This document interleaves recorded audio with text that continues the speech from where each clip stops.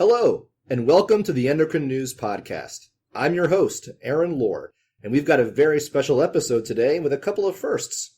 It's our first episode with a patient joining the conversation, which I love and hope to do more often. I also have my first return guest, Dr. Maria Flecherio, who is just fantastic. And also exciting, we're offering our first prize. So if you're listening to a podcast about acromegaly, odds are you have some interest in the pituitary.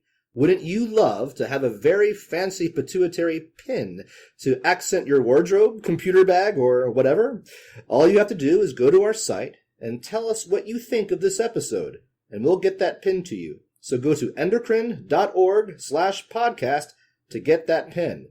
Now, before we get started, I'd like to thank Pfizer for supporting this episode through an unrestricted educational grant. Now on with the show. This is the Endocrine News Podcast.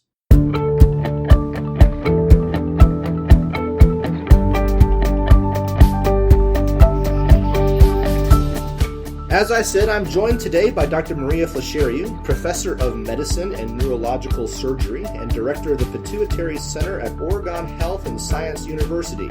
She is also the President of the Pituitary Society. It is so good to have you back on the podcast. Thank you so much for having me. It's my pleasure. And also with us, our first patient on the program, Mr. Marvin Avila. Thanks so much for being with us today, Marvin. You're welcome. Thank you, guys. I really appreciate this.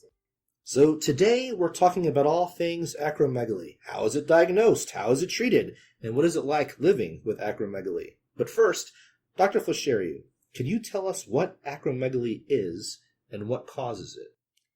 Acromegaly means enlargement of the hands and feet. It comes from Greek, and the term itself was actually coined by French people in 19th century.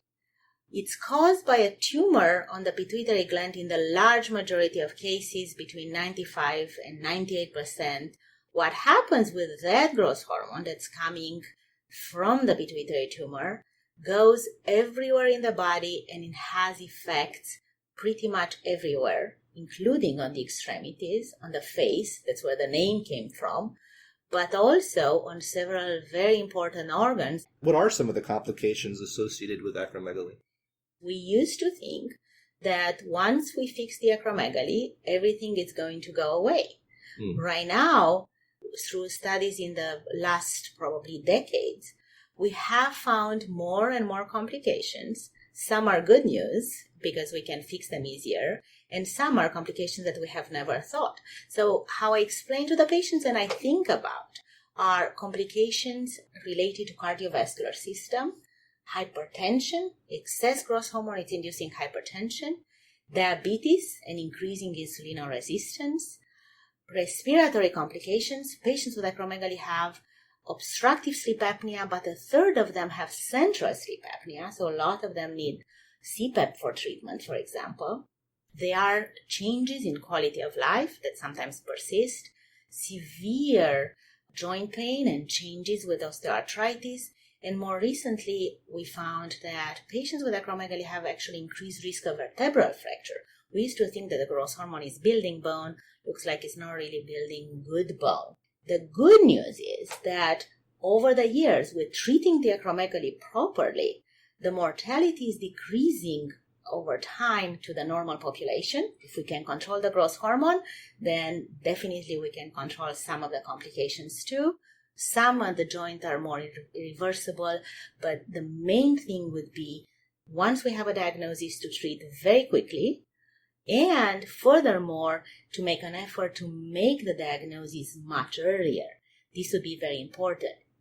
Right now, patients have mortality due to cancer. Doesn't seem it significantly increased compared to the general population. So that's actually good news. The patients don't have so much cardiovascular disease as before, so they just go back to normal population.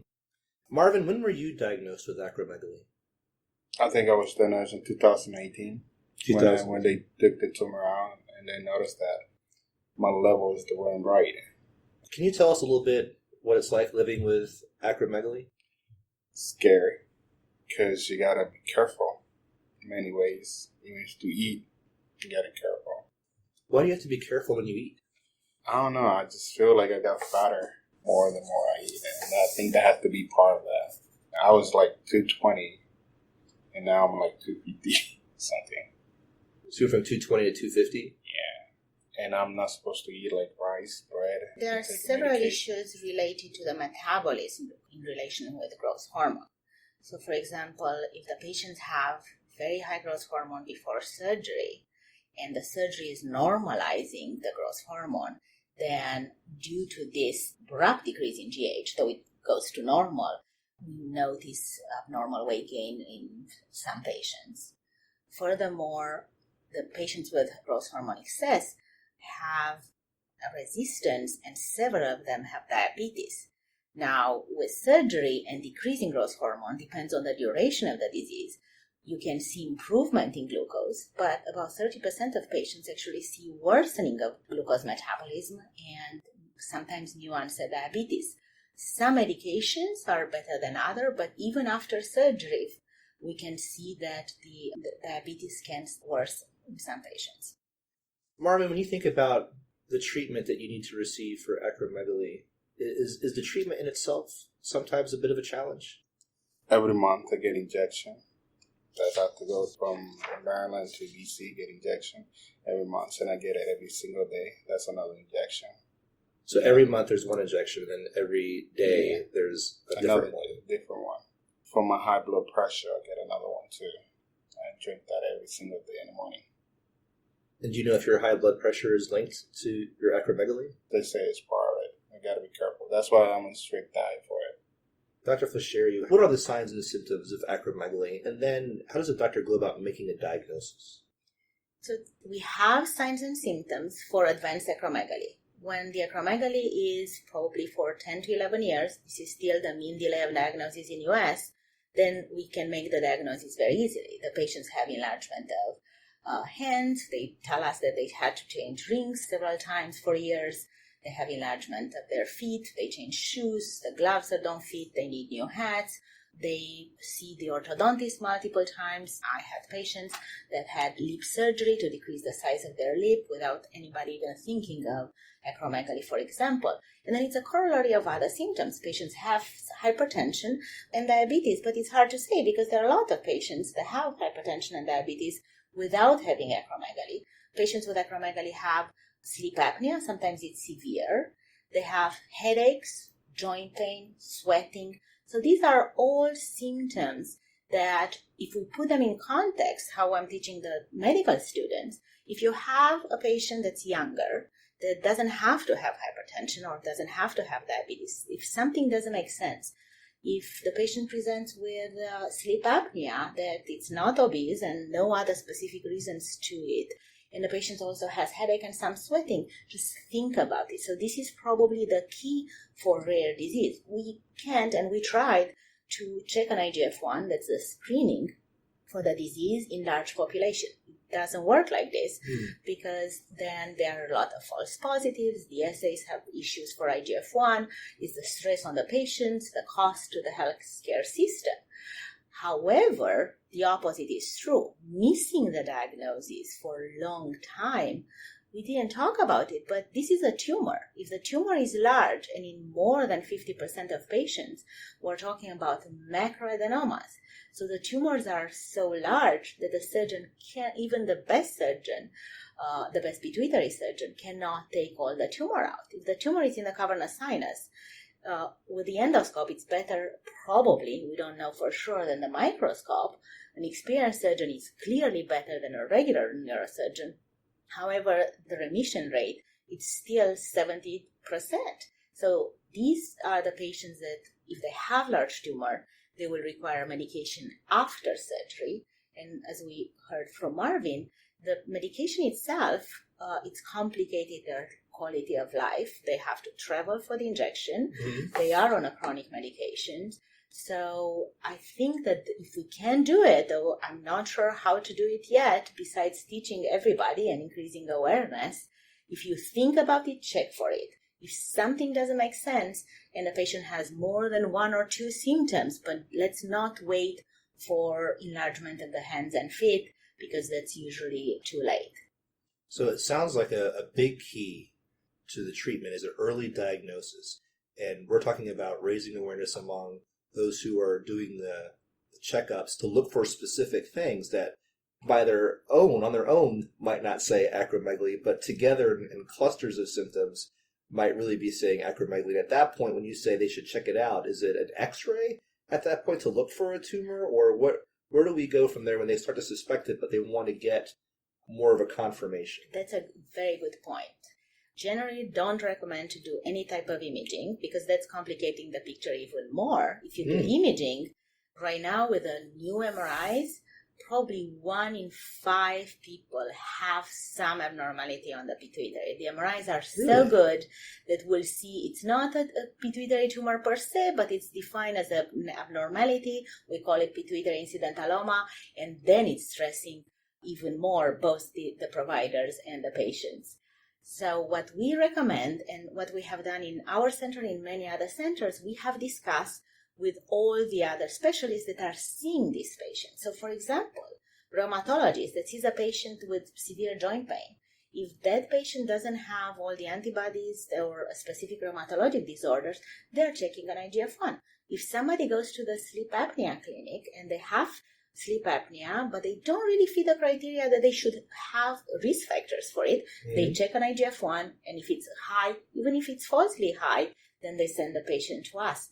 We also see a lot of patients from neurologists. They do imaging and they find the tumor, but also separately from checking in everybody with a pituitary tumor and IGF-1, if they have severe headaches and some other features, including with sweating, they usually screen for it or they call us for. But of course, the dentist, this is a little bit more complicated because they don't have clinics with us, but we went around and tried to discuss with all the orthodontists if they see something. Pleased to say that I have gotten several referrals now from orthodontists, and few patients were from physicians that have seen patients before and they did not think about acromegaly until later. So once we discussed with them, they thought about it much, much quicker. So this is why we should try and raise awareness. We're finding more cases now, as I said earlier, because we recommend checking an IGF-1. This is the marker of the growth hormone secretion overall in every patient that has a pituitary tumor. Some patients have pituitary tumors and they don't have all the symptoms until much later. And now we also know that patients that have been told that they have a prolactinoma, 30% of these patients actually have mixed growth hormone secretion with prolactin.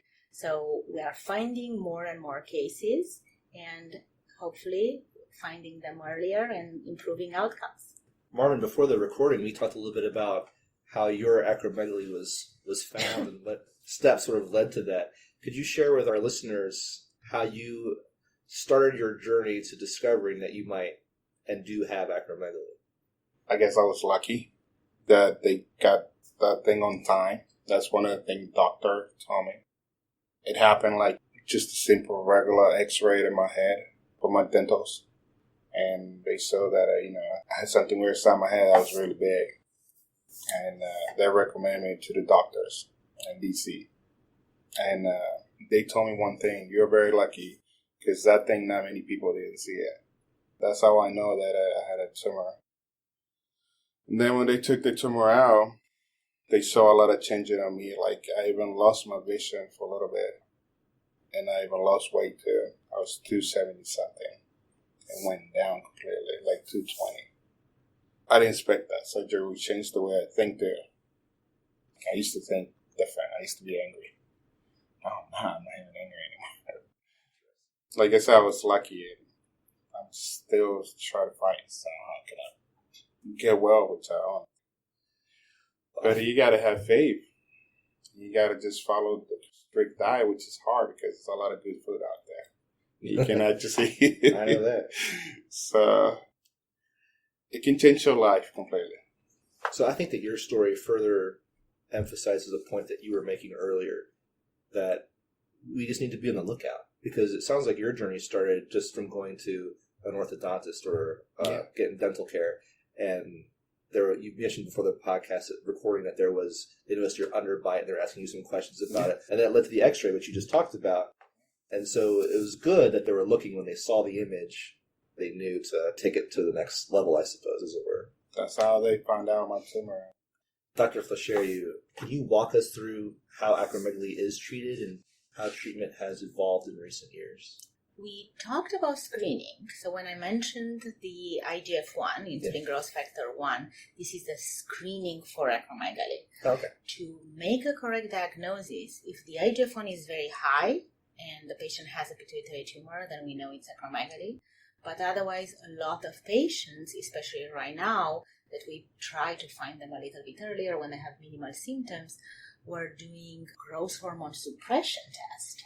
So what we do, we use glucose. It's the same test that we use for diabetes, and we kill two birds with it. We try to diagnose diabetes, and we check a growth hormone every time we're checking the glucose. And if the glucose is not able to suppress the growth hormone to values that depends on the assays, usually it's less than 1 for the Endocrine Society guidelines for acromegaly, then we can make a clear-cut diagnosis of acromegaly. Furthermore, we're using this test and the IGF-1 to determine if the patient are in remission after surgery. And now we can move to treatment. So the main treatment for acromegaly, especially in US, is surgery. There are some countries, especially in Europe, that they are using or preoperative medical treatment or medical treatment instead of surgery, especially for the large tumor to try to shrink them. But in US, surgery is the main treatment. Of course, if the patient have contraindication, that would be a different story. The reason we need to do surgery is, yes, the growth hormone has to come down. Even if we know it's not going to be normal, if the patient has a large tumor, even if they don't have visual loss, the patient will need surgery to decrease the tumor size. Furthermore, taking most of the tumor out, even if you know that the patient is not going to be in remission, will improve the effect of the medication. So hopefully the medication will be less or increase interval or lower doses. So surgery is first. And then we wait usually 6 weeks and sometimes even more. And then check another IGF-1, but it has to be at least 6 weeks. And then we also do glucose test to suppress the growth hormone. If these are not normal, then we know that the patient will need medical therapy.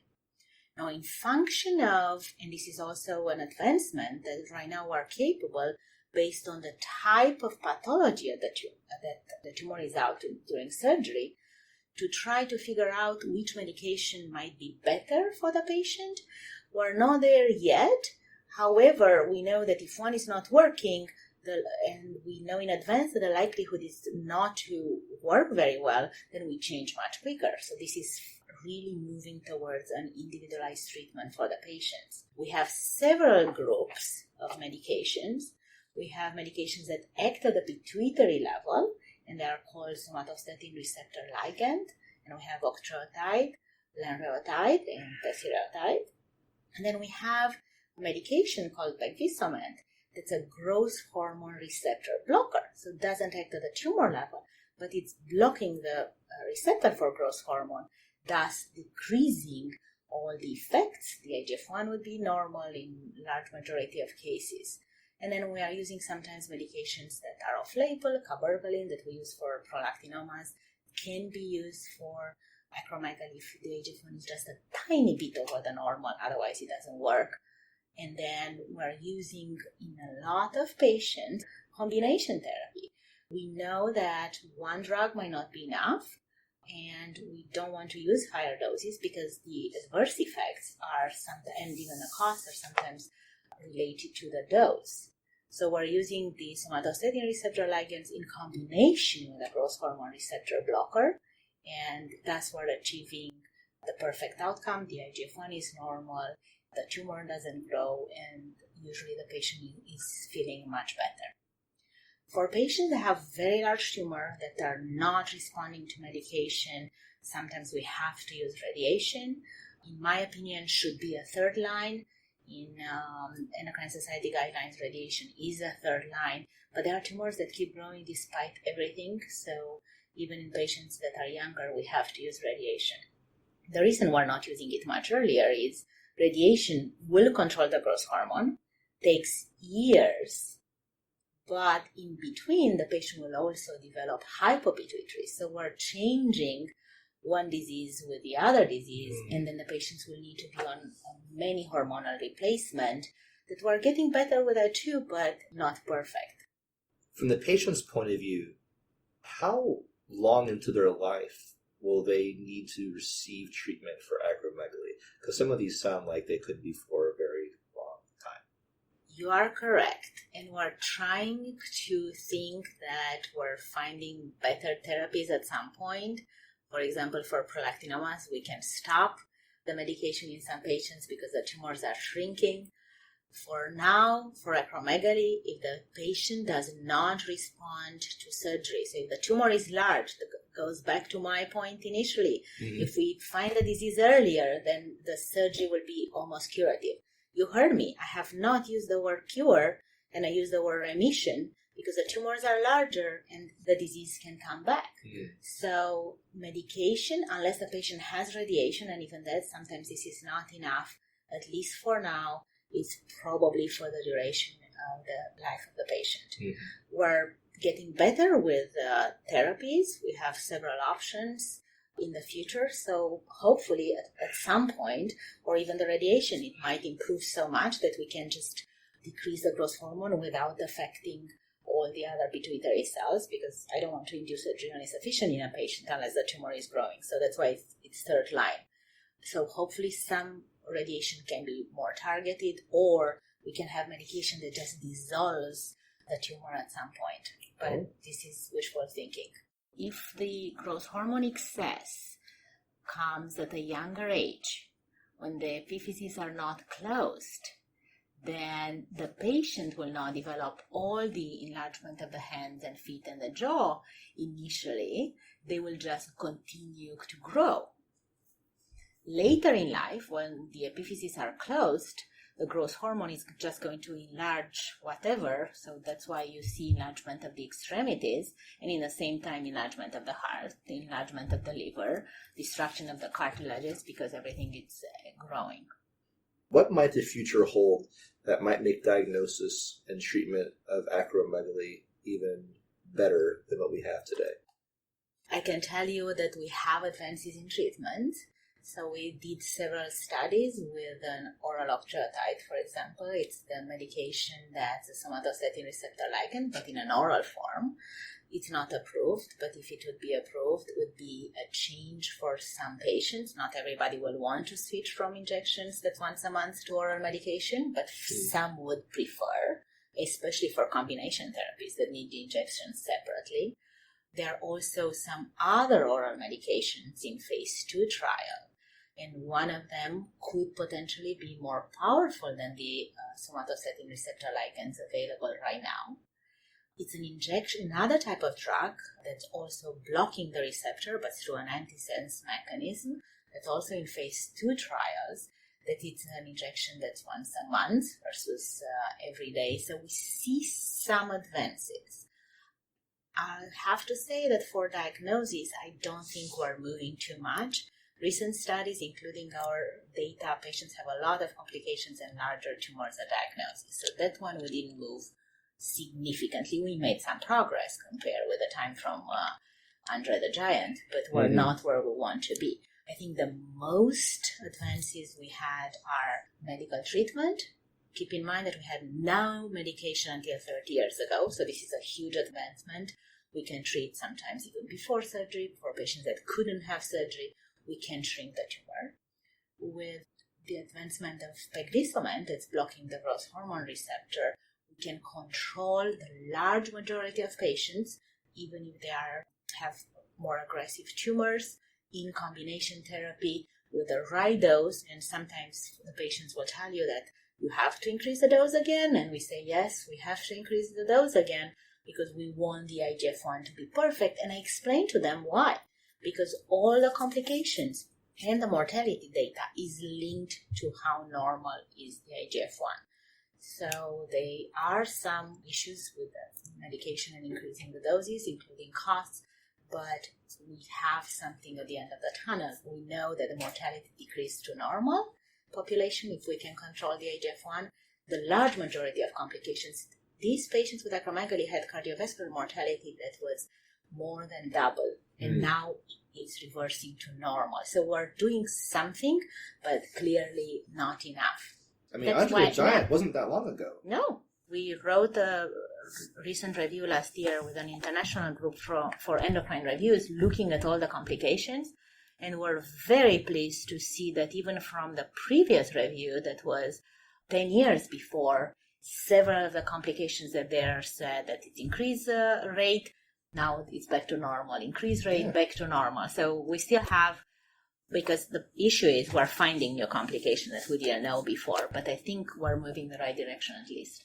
Okay, so I want to say thank you so much to Dr. Flechario, and thank you also to Marvin for joining us today. This was a fascinating conversation. Thank you both for coming. Thank you so much. Thank you. That's all for this episode. Thank you for listening to the Endocrine News Podcast. If you'd like to hear more of these, check us out on endocrine.org/podcast or Apple, Google, or wherever you get your podcasts. And if you're enjoying these, please let us know by leaving a review on Apple. And if you'd like to get in touch with us, send us an email at podcast@endocrine.org. Thanks again. Endocrine News Podcasts are a free service of the Endocrine Society. To learn more or to become a member, visit the Society's website at www.endocrine.org.